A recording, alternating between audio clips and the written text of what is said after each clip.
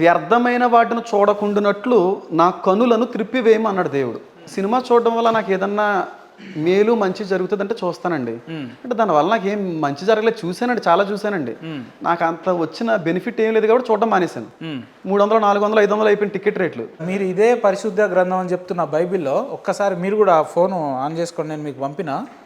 ఏది మన 30 question number 7 అండి, ద్వితీయోపదేశ కాండంలో 13వ అధ్యాయం 6వ వచనం.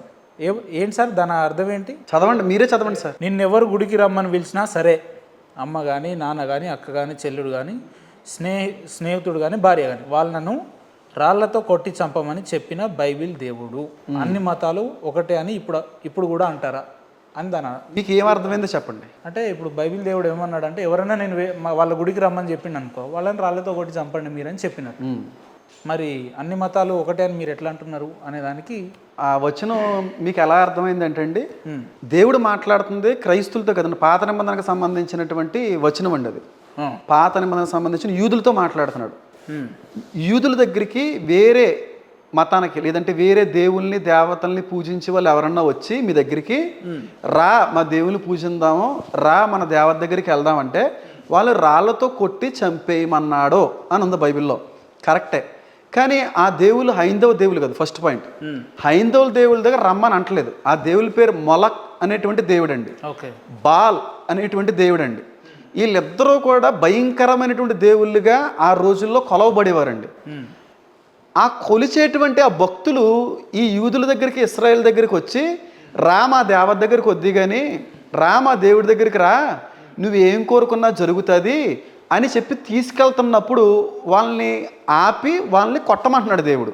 కానీ అక్కడ ఒక మాట ఏముంటుందంటే రహస్యముగా వాళ్ళు పిలిచినప్పుడు ఉంటుందండి. అక్కడ చూడండి కావాల్సి, నీ తల్లి యొక్క కుమారుడు కానీ, నీ సహోదరుడు కానీ, నీ కుమారుడు కానీ, కుమార్తెలు కానీ, చూడండి కింద వచ్చిన చూడండి, ఎరుగని ఇతర దేవతలను పూజింతము రమ్మని రహస్యముగా నిన్ను ప్రేరేపించిన ఎడల.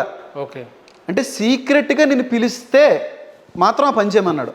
సీక్రెట్గా ఎందుకు పిలవాల్సి వస్తుందండి? మంచి ఎప్పుడు కూడా ధైర్యంగా చేస్తాం, పాపమే సీక్రెట్గా చేస్తామండి. అవునంటారా కదంటారా? అంటే దాని అర్థం సీక్రెట్గా ఎవరికీ కనబడకుండా ఎవరి కంట్లోని పడకుండా చేసే ఎప్పుడు కూడా తప్పుడు పనిలే. మంచి పని ఎప్పుడు కూడా ధైర్యంగా బహిరంగంగా జరిగిస్తాం, అవునా కదండి? సీక్రెట్గా వాళ్ళు రమ్మంటున్నారు అనే దాన్ని బట్టి మనకు అర్థమైపోద్దండి ఏమనంటే వాళ్ళు పూర్తిగా ఏదో తప్పుడు కార్యానికి నడిపిస్తున్నారని అర్థం. ఏంటో తప్పుడు కార్యం కూడా చెప్తానండి. ఫస్ట్ ఆఫ్ ఆల్ ఆ దేవతలు దేవుళ్ళు హిందూ దేవుళ్ళు దేవతలు కాదండి. యూదుల కాలంలో, పాత నిబంధన కాలంలో మొలక్కు బైల్ అనేటువంటి దేవతల కాలం అండి.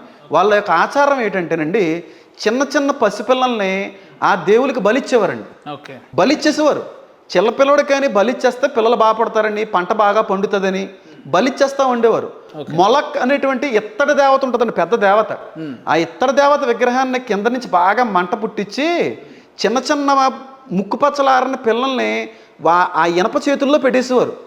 కాలిపోయి గిలగిలా కొట్టుకుని చచ్చిపోయేవారండి.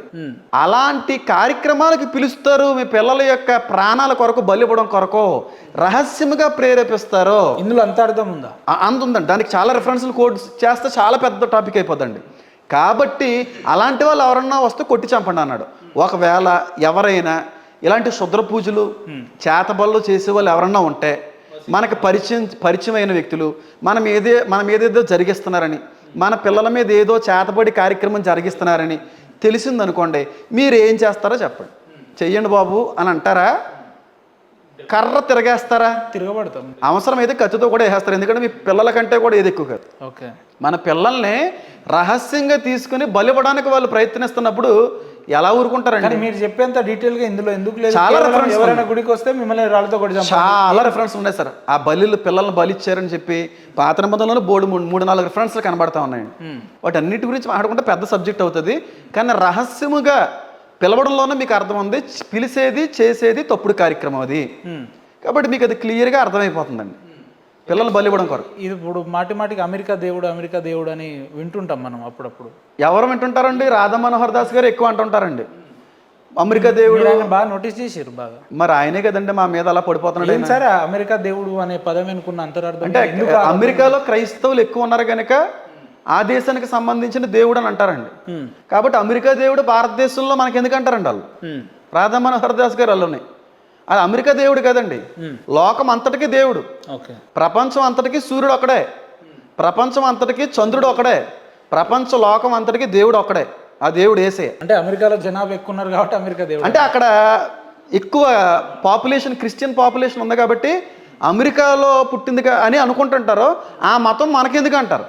ఆ మతం మనకెందుకు అన్నప్పుడు అమెరికా వాళ్ళు కలుగు చేసిన, తయారు చేసిన ఫోన్లు వాడకూడదు, లైట్లు వాడకూడదు, కెమెరాలు వాడకూడదు, ట్రైన్ ఎక్కకూడదు. లెక్కను చూస్తే మీరు భారతదేశంలో ఉండొద్దు, అమెరికాలోకి వెళ్ళిపోండి. మరి కరెక్టే, దాని గురించి కూడా మాట్లాడదాం. అమెరికా వాళ్ళు దేవుడు వద్దన్నప్పుడు అమెరికా వాళ్ళు జాబులు కావాలా, అమెరికాలో సంబంధాలు కావాలా, అమెరికాలో సెటిల్ అవ్వాలా, అమెరికా నుంచి ఫోన్లు కావాలా. చివరికి మీరు వాడుతున్న ఐఫోన్ సైతం అమెరికా అసెంబ్లీడేనండి. మీరు అమెరికాది ఎందుకు వాడుతున్నారు? చైనా ఫోన్ అది కూడా మన దేశంది కాదు కదా, శాంసంగ్ ఏం కాదులేండి, అది మాకు తెలుసు సార్. మరి అమెరికా ఫోన్లు మీరు ఎందుకు వాడుతున్నారు చెప్పండి. ఓకే. అమెరికా దేవుడు వద్దు అన్నప్పుడు అమెరికా వాళ్ళు ఏవి మనం వాడకూడదు, ఫోన్ వాడకూడదు, ట్రైన్ ఎక్కకూడదు, బస్సు ఎక్కకూడదు, సిమ్లు వాడకూడదు, ఏమీ వాడకూడదు. ముంచుకెళ్ళి బండి ఉంటే చూడండి, ముంచుకెళ్ళి బండి, ఆ ముంచుకెళ్ళి బండి ఆడుకుంటూ వెళ్ళిపోవాలి. మేము అవన్నీ చేయకుండా ఉంటాం, మీరు మా దేశాన్ని ఖాళీ చేసేయండి. మరి ఆ చట్టం వస్తే చేసేస్తామండి, చట్టం పెట్టండి. మీరు కూడా అక్కడ ఏం పర్చేస్ చేయలేదు. క్రైస్తువులు అనే వాళ్ళు ఇక్కడ ఉండడానికి వీలు లేదు. అమెరికాలో ఏవి కొనొద్దని, ఒక పర్చేజ్ చేయొద్దని మీరు కూడా చట్టాలు చెప్పండి. మాకు అవసరం లేదు. ఈయనే అమెరికా దేవుడు అంటున్నాడు. అవును. మేమేమి అమెరికా వస్తువులు వాడద్దు అంటలేదు. అమెరికా దేవుడు అన్నప్పుడు అమెరికా సంబంధించిన వస్తువులు వాడకూడదు అంటున్నాను. ఇప్పుడు ఈయన సార్ మన భారతదేశం అండి. ఏ దేశం? భారతదేశం. భారతదేశం కాదు, హిందూ దేశం అంటే నేను కాదంటాను. నేను సింధు నదీ ప్రాంతాన్ని కాబట్టి సింధు కాస్త హిందూ అయింది కానీ భారతదేశం. ఏంది భారత్ అంటే అర్థమైంది? ఏం ఉంటాయండి ఇంకా అన్నీ మనకి ఎందుకు సార్, ఎందుకు చెప్పాలి? అందులోకి వెళ్తే పెద్ద పెద్ద కాంట్రవర్సీలు అండి. మన భారతదేశం మన గౌరవిద్దాం, నేషనల్ యాంథమ్ పాడదాం, అన్ని అక్కడ వరకు సరే. మీరు భారతదేశం అంటున్నారు, నేను హిందుస్థాన్ అంటున్నాను. హిందుస్థాన్ సరే, హిందుస్థాన్ అన్నా ఏదన్నా ఫోన్ హిందూ లేకుండా కాబట్టి హిందూ దేశం ఇండియా అంటారండి. అమెరికాలో క్రిస్టియన్స్ ఎక్కువ ఉన్నారు కాబట్టి అమెరికా దేవుడు అని చెప్తే మీకు వచ్చిన అదే అండి. ప్రపంచం అంతా మాత్రం ఈ దేశాన్ని హిందుస్థాన్, భారతదేశం అన్న ఇండియాని పిలుస్తుందండి. అదే సార్. కాబట్టి రాధా మనోహర్ గారి అర్థం చేసుకోవాల్సిన విషయం ఏంటంటే, మీకు అంత పౌరుషం ఉంటే, మీకు అంత గొప్ప ఉంటే, మీకు అంత ఓపుకుంటే ఏ క్రైస్తువులు కనిపెట్టిన ఏ వాడకూడదు, మనోళ్ళు కనిపెట్టినవి వాడుకోవాలి. చివరికి క్రైస్తువులు కనిపెట్టిన ట్రైన్ ఎక్కితేనే కానీ జర్నీ చేయలేవో, క్రైస్తువులు కనిపెట్టిన పెన్ ఉంటేనే కానీ జర్నీ చేయలేవో, పని చేయలేవో, క్రైస్తువులు కనిపెట్టినటువంటి ఫోన్ లేకపోతే పని అవ్వదు. మనం వాడి అన్నీ ఏమో క్రైస్తవులు కావాలి. ఎట్లా మాట్లాడుతున్నారు అంటే ఈ సృష్టి మొత్తం క్రైస్తవుల ద్వారానే నడుస్తుంది, యేసు ద్వారానే నడుస్తుంది అన్నాడు. కాదండి, మరి ఇవన్నీ తయారు చేసిన క్రైస్తవులు అన్నప్పుడు, క్రైస్తవులు ద్వేషిస్తున్నప్పుడు, క్రైస్తవులు కలుగు చేసి తయారు చేసి కూడా వాడకూడదు. దమ్ముంటే, వాళ్ళకి అంత పౌరుషం ఉంటే. మీరు కూల్గానే చెప్తున్నారు కానీ పెద్ద బోల్డ్ స్టేట్మెంట్ ఇస్తున్నారు. మరి కరెక్ట్ కదండి. మరి గొర్రెలు అంటున్నారు కదా, మరి నేను అనొచ్చు వాడకుండా ఉండమనండి. ఒక 2 రోజులు ఫోన్ వాడకుండా, ట్రైన్ ఎక్కకుండా, బస్సు ఎక్కకుండా, బట్టలు వేసుకోకుండా, చెప్పులు వేసుకోకుండా, షూస్ వేసుకోకుండానే అన్నీ అక్కడి నుంచి వచ్చినాయండి. మరి ఇంకేంటండి, స్పెట్స్ ఆయన వాడి అన్నీ కూడా బయట నుంచి వచ్చినాయండి. అవి ఏం వాడకూడదు సార్. వాడకుండా భారతీయులు కలుగు చేసినయే, మనోళ్ళు కలుగు చేసినయే చేసుకుంటే చక్కగా ఉంటుంది. సార్ మీరు ఇంటర్వ్యూ మధ్యలో ఒక మాట అన్నారు కదా, మా బైబిల్ ఒక గ్రంథం పరిశుద్ధం నేను నిరూపించుకోవడానికి నేను ఈ ఛానల్ కాదు ఎక్కడికైనా వస్తా, ఏ వేదికలైనా ఎక్కుతా అన్నారు కదా, ఆ మాట కట్టుబడి ఉండరు మీరు? ఉంటానండి. ఉన్నారా? ఖచ్చితంగా. అంటే మీరు ఒక్కరే వస్తారా లేదంటే మీ వాళ్ళతో? ఎవరో ఉండరు, నాకు సెక్యూరిటీ కానీ బౌన్సర్లు కానీ. మీతో ఇంకొక హైందవ సోదరుని కూర్చోబెడితే మీరు మాట్లాడగలుగుతారా? ఎవరండి వాళ్ళు? ఎవరైనా ఎవరితోనో మాట్లాడుతానండి. అంటే బైబిల్లో ఏ వచనాన్నైనా ఏ లేఖనైనా తీసుకుని తప్పు కదా అని వాళ్ళు ఏమన్నా మాట్లాడితే అది తప్పు కాదు. హేమంత్ సార్ మీరు రుజుపరుస్తారు. హేమంత్ సార్ మీరు on record out of Bible మాట్లాడండి సార్. లేదు, మనం బైబిల్ సబ్జెక్టే మాట్లాడదాం. మీరు ఆన్ రికార్డ్ చెప్తున్నారు కాబట్టి ఒకసారి ఆలోచించి చెప్పండి. ఇంకొకసారి మాకు అవకాశం ఇస్తే హైందవ సోదరులతోటి మీరు డిబేట్కి కూర్చోడానికి సిద్ధమా? ఇన్డెప్త్ సబ్జెక్టే, బైబిల్ సబ్జెక్ట్ ఖచ్చితంగా. అవుట్ ఆఫ్ దట్ ఏం ఉండదు. ఖచ్చితంగా మీరు బైబిల్ నుంచే మాట్లాడతాను. మీ దేవుళ్ళ దగ్గర రాను, మీ దేవతల దగ్గర రాను, మీ గ్రంథాల జోలికి రాను. నా గ్రంథంలో ఉన్న వాటిని ఎత్తి చూపు తప్పుగా మీరు మాట్లాడు. చాలా చాలా అద్భుతంగా మాట్లాడు, నాకు చాలా బాగా నచ్చింది. అంతే అండి. మీరు క్వశ్చన్ చేయండి, నేను ఆన్సర్ బైబిల్ నేను ఇచ్చిన ఆన్సర్ రైటా రాంగ్ అనేది ప్రేక్షకులు చూస్తారు.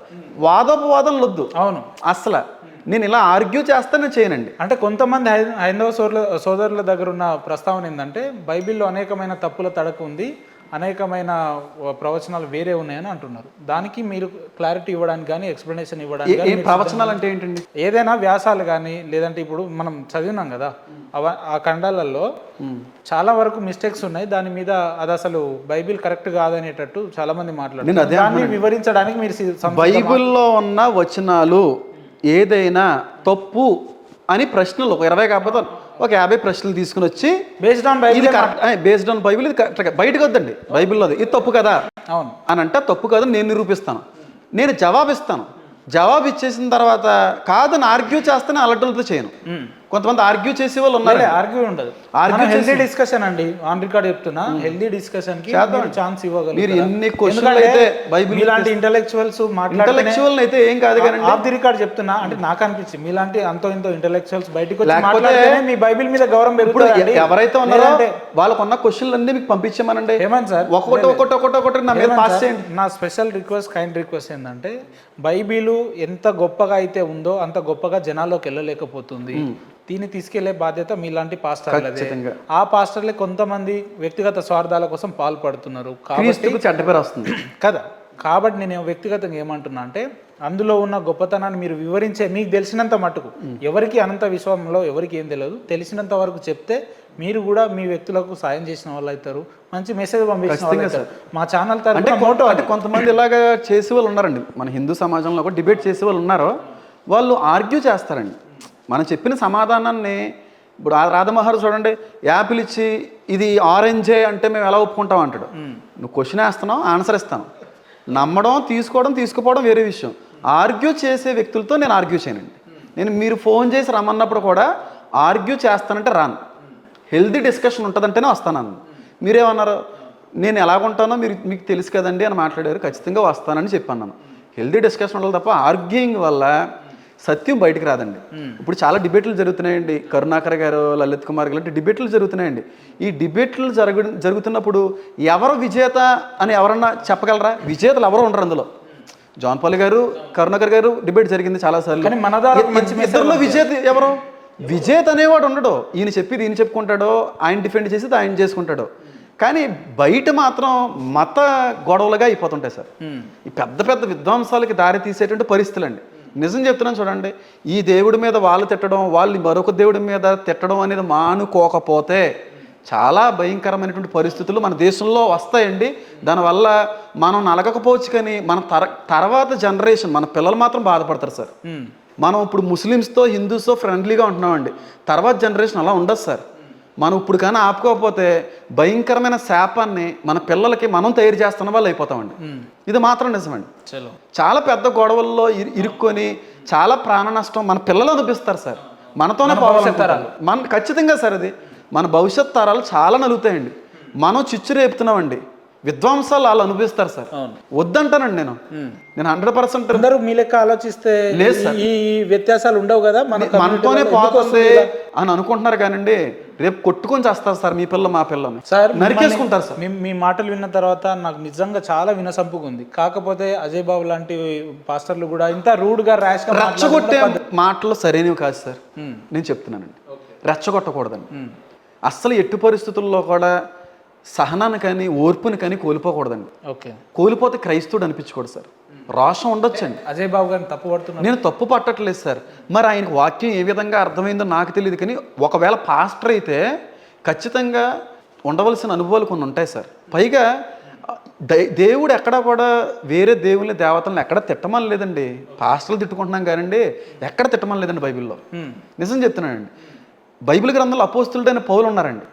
ఆయన్ని ఒకసారి కొంతమంది పట్టుకుని చెరసాలకు అప్పచెప్పాలనుకున్నారు. రాజుగారు ఏమన్నారంటే, ఈయన తప్పు చేయడానికి, శిక్ష చేయడానికి, జైల్లో వేయడానికి కారణాలు ఏమన్నా ఉన్నాయా అని ఎతికితే కారణాలు ఏమీ దొరకవండి. ఏమీ దొరకనప్పుడు ఏదో కారణం కూడా లేదన్నప్పుడు రాజుగారు అంటారు, చివరికి మన దేవతలు ఏమన్నా తిట్టాడా, పోనీ మన దేవుళ్ళు ఏమన్నా అన్నాడా, ఆ కారణం అన్నా సరిపోద్ది దీన్ని లోపలేయడానికంటే. ఈ అపోస్తులుడైన పౌలు దేవుల్ని దేవతలను కూడా తిట్టలేదండి. కాబట్టి ఆయన తప్పించబడ్డాడండి. నిజంగా అపోస్తులుడైన పౌలు దేవుల్ని దేవత అర్తిమాదేవి అని ఉండేవారండి ఆవిడ.